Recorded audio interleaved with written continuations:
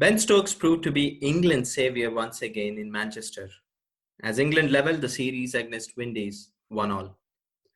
How can he do that time and again? That and much more in this episode of FlashCric's Voice.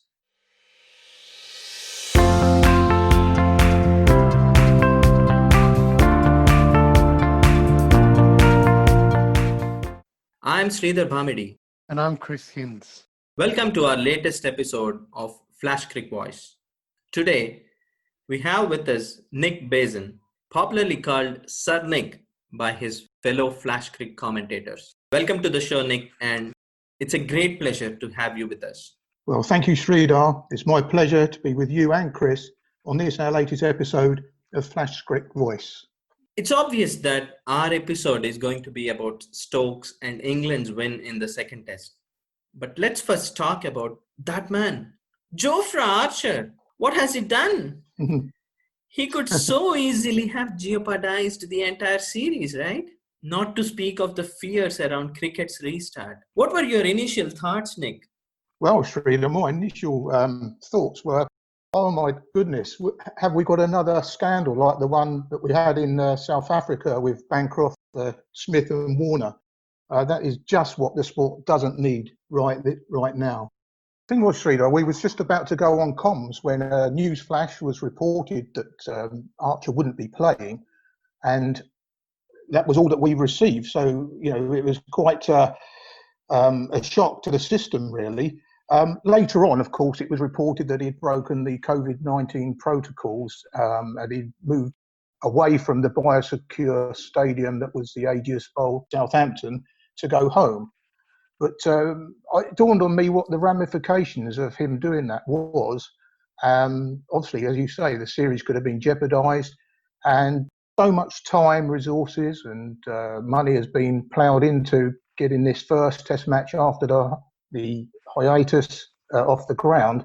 In fact, the ECB Director of Cricket, Ashley Giles, reported that it could have cost over £10 million through lost broadcasting revenue. So yes, just a young man's silly mistake could have been a tragedy.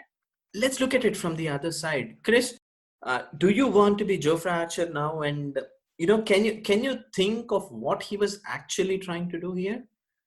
Well, obviously there are some considerations there that Nick has brought up that are certainly valid in terms of health and potentially jeopardising the safety of his own teammates. But on the other hand, this has been a difficult period for sports people, having to spend time away from their families until basically the series is finished, and things like that with Jofra Archer. He might have just wanted to see family, and he might have been struggling with the mental health issues and the isolation that comes up with being in isolation. So, of course, there are issues with jeopardising the series and maybe even his teammates in the West Indies by extension. But, of course, on the other hand, there are mental health issues that do come up at times like this, and he may have been really just wanting to return to the comforts of home. Agreed. And thankfully, the series is not jeopardized, and we were able to witness one of the best tests around, right? Nick, did you enjoy what Ben Stokes has done, leaving aside the fact that he's come from New Zealand? Yeah, well, we're used to hearing those sorts of things about where our players' ancestry comes from. But Stokes will go down if he can remain injury-free. He'll go down as one of the legends in cricket. One of the questions that come about in the poll for how good the difference was between Jacques Kallis and Ben Stokes. I mean, Jacques Kallis obviously was a fantastic batsman and a fantastic bowler, but very rarely did you hear of matches where he shone out to be head and shoulders above everybody else in that match. Whereas Ben Stokes already in his relatively short career is doing this practically every other match at the moment, not just in test matches, of course, but also in the shorter format of the game as well. It's wonderful to watch that man play. He's a great example to all young cricketers. Not only is he a naturally gifted cricketer and athlete, but Joe Root reiterated his work ethic. You know, he just doesn't stop when everyone else stops in their training. He keeps going hours after they're all sitting having their cups of tea. So, no, he's just a phenomenal player. And I'm just so glad as an Englishman that he's on my side. Some of his numbers are like really, really awesome. Kris, you want to throw some light on those? Yeah, well, in terms of this past match, there's one that does stand out where he's the only England player to have scored more than 250 runs in a test and taken more than 2 wickets in the same match. So that's extremely impressive. And obviously staying unbeaten in the second innings as well was quite a remarkable feat, on top of, you know, the way that he balanced his 2 innings, one with the very quick pace in the second innings. There's obviously England needing to push on, needing to get quick runs, needing to get the declaration going and have time to bowl the West Indies. And then the first one, when the pitch was playing in a difficult manner and needing to bring up his slowest century by ball's fate, 2 different innings. And in the course of those innings, he's brought up the second fastest batsman to 4,000 runs and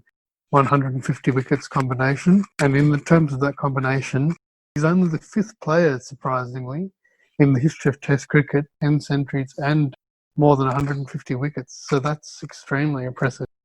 One would think there would be more on that list, but given that there's only 5 and Stokes is in a relatively young career, as Nick said, that's remarkable stuff. Speaking of remarkable, the absence of Barmy Army, that's given West Indies a leg up in the series. We have seen how they have used it to their advantage in Southampton. Brings up the question, have the tests come to a stage where there is no home advantage? Do you think, Nick, that teams right now will travel with better confidence of pulling up away wins? Well, I'm sure it does to some extent, especially when they travel to countries such as England, Australia, India, and when Pakistan are playing at home, where the crowds are, you know, the stadiums are not normally full with home supporters. Yes, there is that. What about this series at the moment without any home advantage regarding any support, particularly our Barmy Army? We did a Twitter poll regarding, did it affect the way the players performed without the crowd in, or was it a dampener?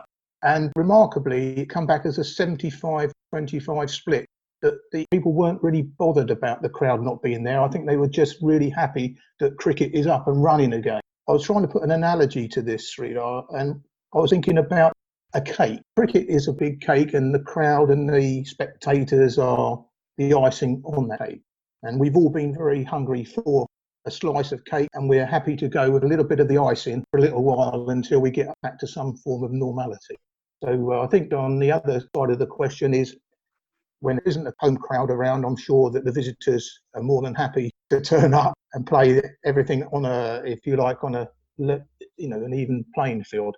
The only other thing to say about that, of course, is there is a degree of home advantage, because obviously the domestic game, the guys are used to playing, for instance, you know, playing in their own home conditions, the ball swinging around, obviously in England, a bit more pacier stuff out in Australia, and the flatter wickets of India. So there is still that home advantage, but the crowd obviously does have an effect on a game, and let's just hope that it's not long before crowds are back in anyway. Speaking of cake, you made me very hungry, but right now I'm hungry for some stats from Kris. Kris, do you see any pattern of the top teams struggling at home recently, or am I just hallucinating? There definitely is a pattern in the last few years, for sure.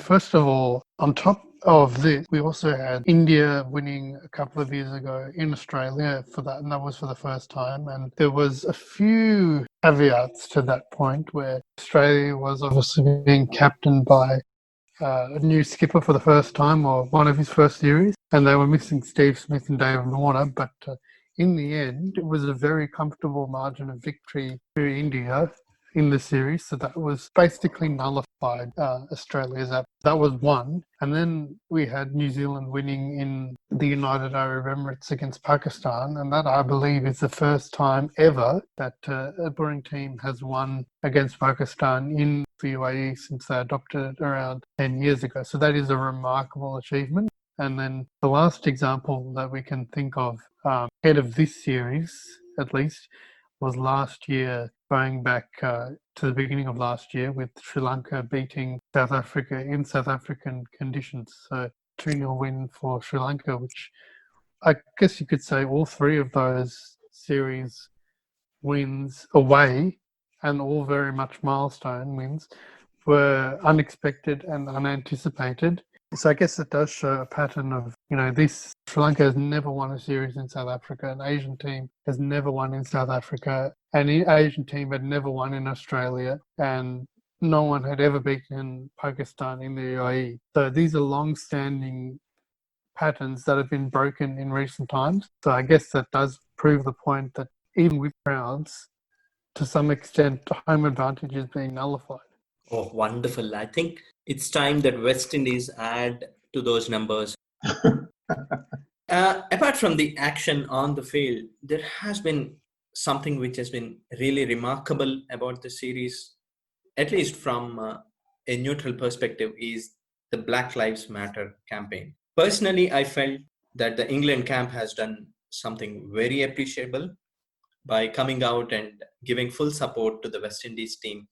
Obviously, the Windies team has been floored by the support that came from the opposite camp.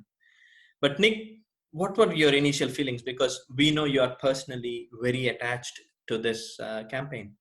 Yeah, I have family that they're members of the black community, as it were. And I've seen this thing at first quarters. Racism is born out of ignorance, and I think this support from the England camp, both with the players and the officials as well, in fact the umpires as well getting involved. I mean, it's not surprising. I would find it quite disturbing to think that there was any racism in cricket at all. I mean, it's abhorrent in itself anywhere, but especially in cricket. So that doesn't surprise me that England have given full support to this and taken the proverbial knee.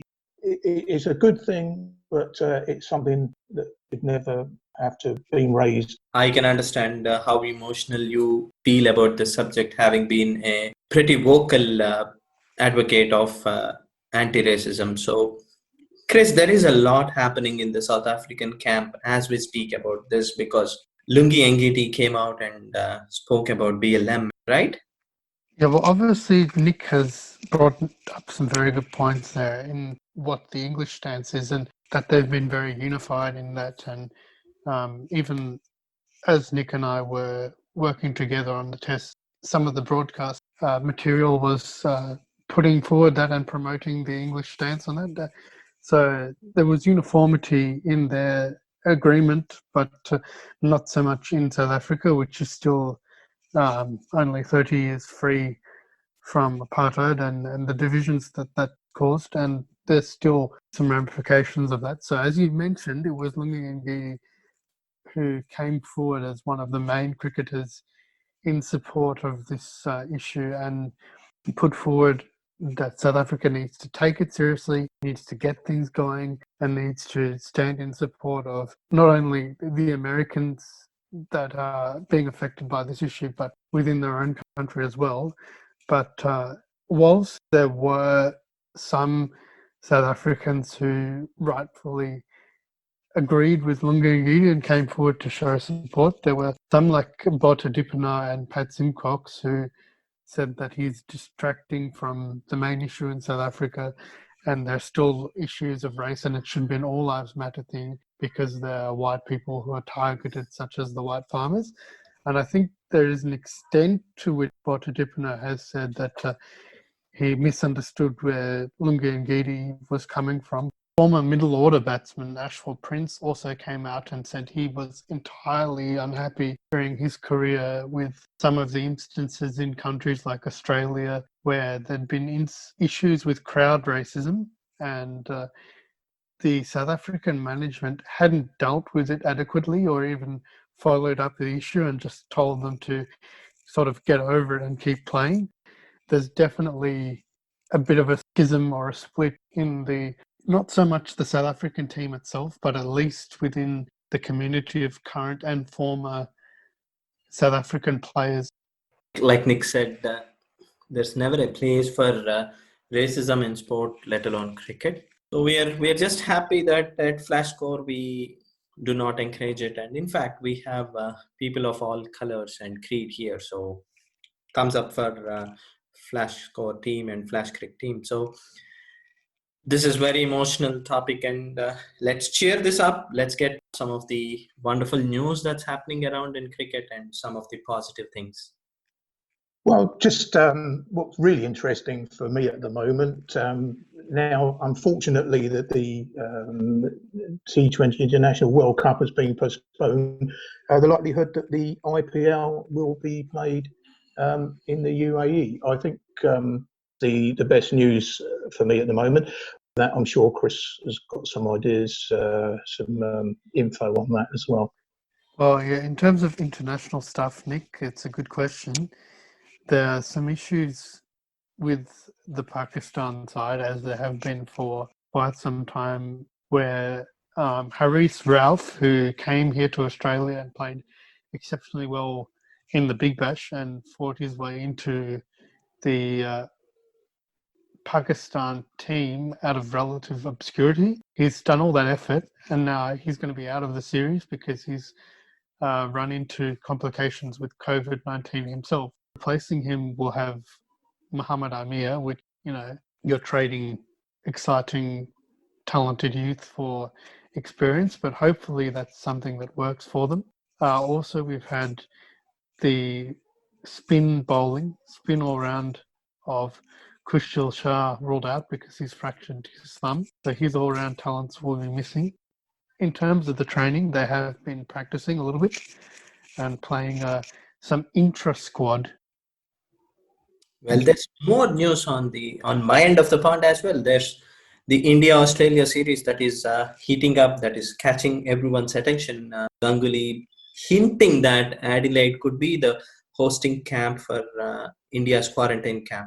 Well, one of the states that is doing the best in terms of its containment of the coronavirus is South Australia, and Adelaide in particular has done well. And obviously anyone who's ever watched Australian cricket or even come to Australia has seen that the Adelaide Oval has excellent cricketing facilities. So that in combination means that the Adelaide Oval is an excellent potential venue for at least the international portion of the Australian summer. And in terms of how the Big Bash is going to go, which hubs that will be played in, we're not quite sure. But in terms of international cricket, Adelaide at this stage is still the number one pick for a potential player hub to do Australia's international calendar in, and India would obviously be the huge draw card in that